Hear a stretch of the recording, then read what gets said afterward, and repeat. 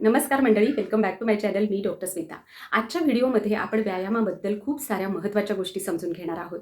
व्यायाम करणं गरजेचं आहे हे आपल्या सगळ्यांना माहिती आहे, पण बरेच लोक असे आहेत की ज्यांना फिट तर व्हायचं आहे, पण तरीसुद्धा व्यायामाचा मात्र कंटाळा येतो किंवा व्यायाम करायला वेळ मिळत नाही, अशी वेगवेगळी कारणं ते देत असतात. बऱ्याच वेळेला वेळ असतो, पण तरीसुद्धा तो योग्य कारणासाठी युटिलाइज होत नाही. आपल्या मनाची तयारी अशा वेळेला झालेली नसते. तर या सगळ्या गोष्टींना फेस करण्यासाठी, स्वतःला व्यायामासाठी तयार करण्यासाठी आपण कुठल्या कुठल्या गोष्टी नेमक्या करायला हव्यात, हे आपण आजच्या व्हिडिओमध्ये समजून घेणार आहोत. व्यायाम करायचा तर असतो, पण प्रत्यक्ष वेळ आली की मात्र टाळाटाळ सुरू होते. कुठलं ना कुठलं कारण दिलं जातं. थंडी आहे, पावसाळा आहे, उन्हाळा आहे, जमत नाही, झेपत नाही किंवा माझ्याकडे अजिबात वेळ नाही, यासारखी कारणंसुद्धा व्यायाम टाळण्यासाठी दिली जातात.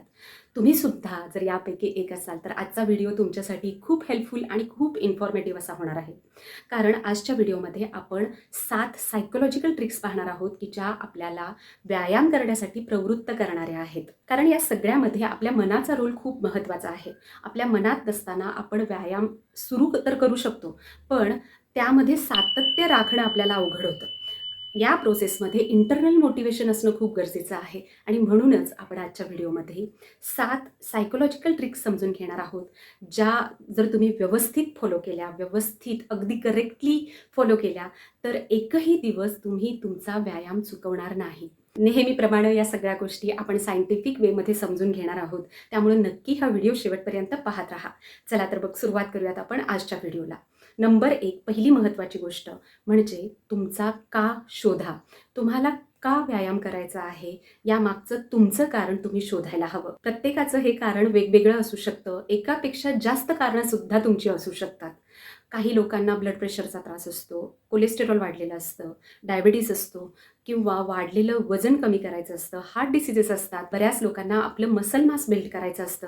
यासारखी अनेक वेगवेगळी कारणं असू शकतात. आपला एक साईज कमी करणं म्हणजे जर तुमचा साईज डबल एक्सेल असेल तर तो एक्सेलवर आणणं किंवा एक्सेल असेल तर तो मीडियमवर आणणं, ही सुद्धा काही महत्त्वाची कारणं असू शकतात.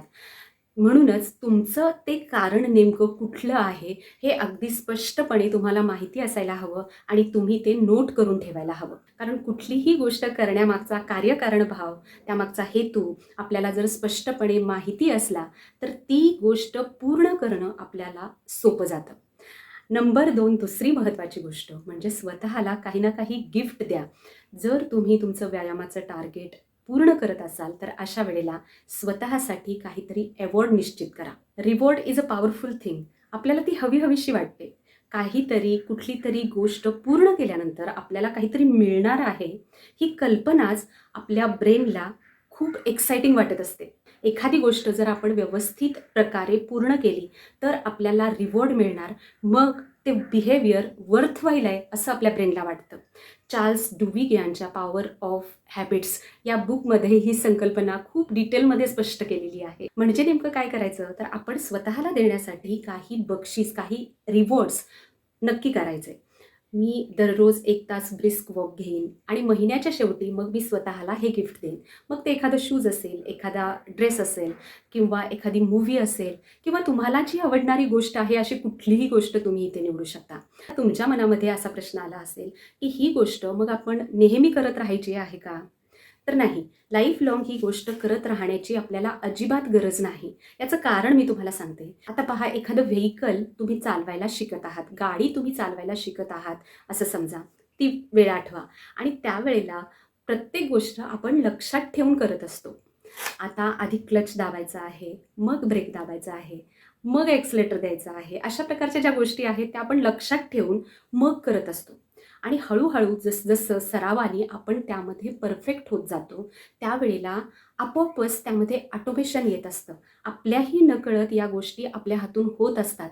ज्यावेळेला आपण ड्रायव्हिंगमध्ये परफेक्ट होतो, त्यावेळेला बाजूला बसलेल्या माणसाशी बोलत बोलत सुद्धा, गाणी ऐकत ऐकत सुद्धा आपण या सगळ्या गोष्टी अगदी सराईतपणे करत असतो. अगदी तसंच आपल्या शरीराच्या बाबतीत सुद्धा होत जात असतं.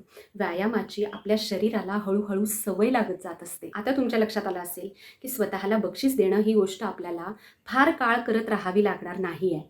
म्हणजेच सुरुवातीचे काही दिवस ज्या वेळेला आपल्याला व्यायामाचे व्हिजिबल रिझल्ट्स आपल्यामध्ये दिसायला सुरुवात झालेली नसते, तोपर्यंतच आपल्याला या सगळ्या गोष्टी करायच्या आहेत. आपण आपला व्यायाम ज्या वेळेला नियमितपणे करत राहतो अशा प्रकारे, त्यावेळेला त्याचे पॉझिटिव्ह इफेक्ट्स, त्याचे व्हिजिबल रिझल्ट्स आपल्याला आपल्या शरीरावरती दिसायला लागतात, आपल्या मनावरती दिसायला लागतात आणि मग हळूहळू हे मोटिव्हेशन इंट्रिन्सिक होत जातं. व्यायामानंतर आपल्या शरीरामध्ये निर्माण होणाऱ्या फील गुड हॉर्मोन्सची सवय आपल्या शरीराला लागायला लागते.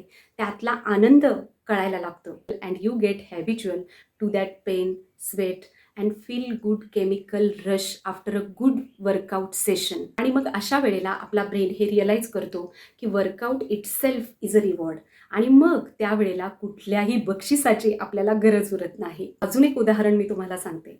लहान मुलं ज्या वेळेला सुरुवातीला शाळेला जायला सुरुवात करतात, त्यावेळेला ते नाही म्हणतात, रडतात. बरीच मुलं आकांड तांडव करतात, अगदी हट्टाला पेटतात की आम्ही शाळेला जाणार नाही.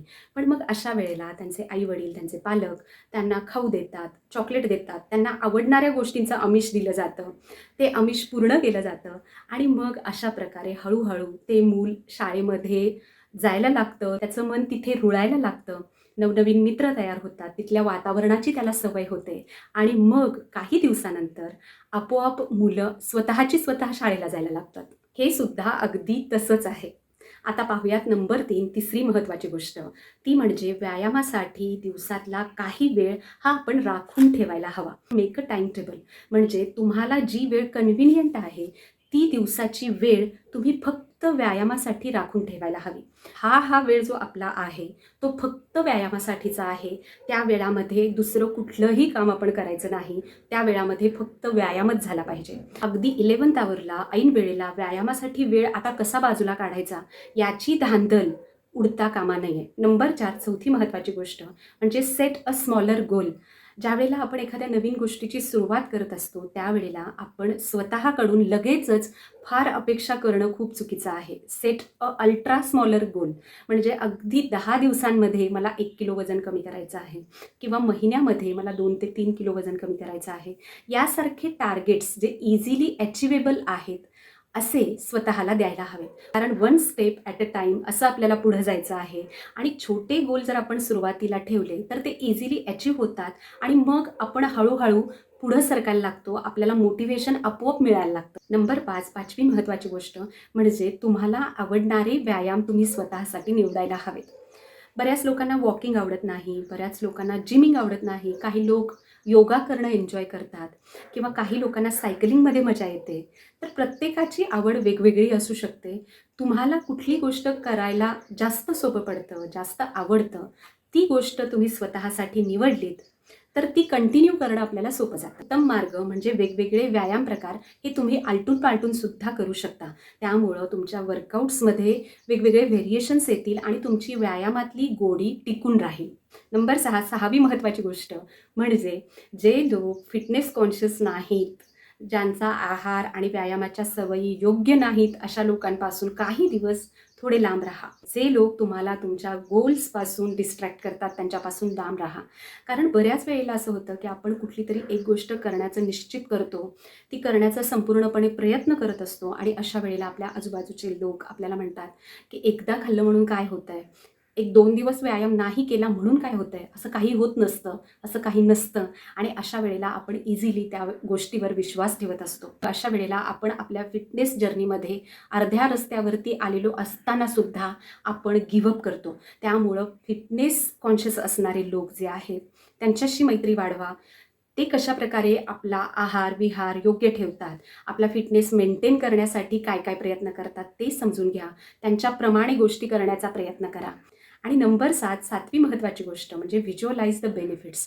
आपण जी गोष्ट करायला सुरुवात केलेली आहे, तिथपर्यंत आपण पोहोचलो, तर त्यानंतर आपल्याला मिळणारे बेनिफिट्स कुठले कुठले आहेत, फायदे कुठले कुठले आहेत, त्याचं चित्र आपल्या डोळ्यासमोर आपण आणायला हवं. उदाहरणार्थ समजा तुम्हाला डायबिटीस आहे आणि तुमचे शुगर्स तुम्हाला कंट्रोलमध्ये आणायचे आहेत किंवा तुम्हाला कोलेस्टेरॉल आहे आणि ते कोलेस्टेरॉल कमी करायचं आहे, तर 2-3 महिने सतत प्रयत्न केल्यानंतर तुमचे कोलेस्टेरॉल ज्यावेळेला कंट्रोलमध्ये येतील किंवा तुमचे शुगर्स ज्यावेळेला कंट्रोलमध्ये येतील किंवा समजा तुमचं गोल वेट लॉस करण्याचं आहे आणि 2-3 महिन्यानंतर तुम्ही 8-9 किलो वजन तुमचं कमी केलेलं आहे, तर तुम्ही त्यावेळेला कसे दिसत असाल?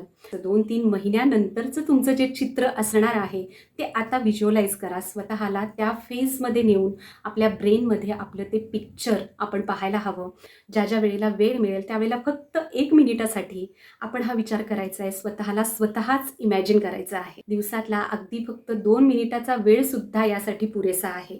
आपण ज्या गोष्टींसाठी इतके एफर्ट्स करत आहोत त्याचे बेनिफिट्स, त्याचे फायदे आपण आपल्या मनामध्ये व्हिज्युअलाइज करायला हवेत.